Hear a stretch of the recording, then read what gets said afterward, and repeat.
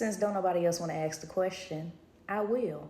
How does the Bible fit all this tea into 30 verses? Come here, Judah and Tamar.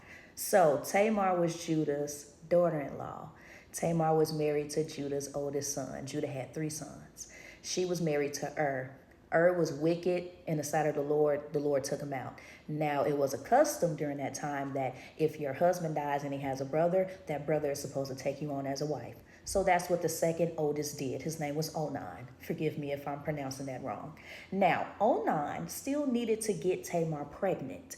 Now, back in those times, women had to bear children. If not, they were deemed worthless. Now, Onan knew that, but he also knew if I get her pregnant, that's not going to be my child. That's still going to be my brother's child. And then I'm going to have to deal with some inheritance issues down the line when my father passed away.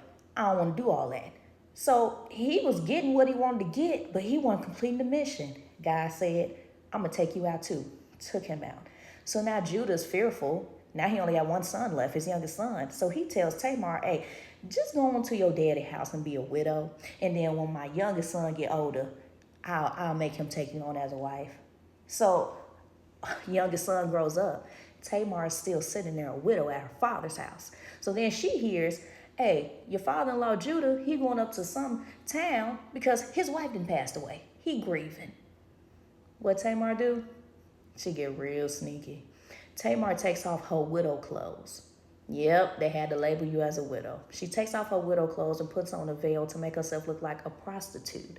She then intercepts Judah before he could even get to the place that he was going. He sees her. He said, come on, let's have a good time. I'm grieving. Come on, baby. Come on, baby.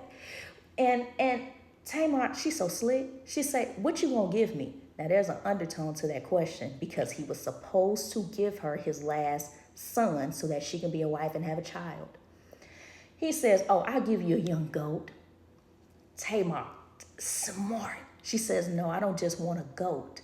Give me something else until you can bring me the goat.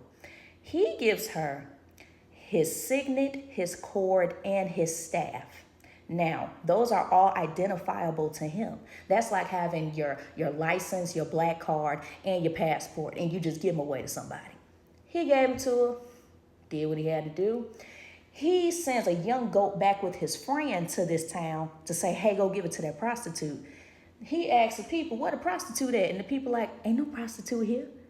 So now he takes the goat back to Judah. So now Judah like, dang, people gonna laugh at me if they find out what happened. She could just keep my things. Well, they had to live in the same community because word get back to Judah that your daughter-in-law pregnant. First thing Judah say, burn her. Hold on, Judah. You was just sitting and sleeping with prostitutes after your wife passed away. You don't need to get burned too? That's neither here or there. But he say burn her. Tamar clocked it. She said, come in here and tell me whose items these are.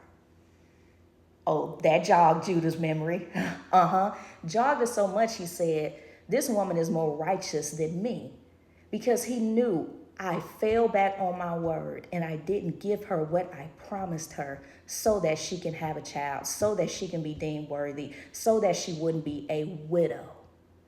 Let this be a lesson to all of us that God will spin the block and give people double for their trouble if you think that you're going to sit up here and do them any kind of way and not keep your promises to them. Amen. Amen. This is a good Bible study. I'll see y'all next week. Love you. Bye.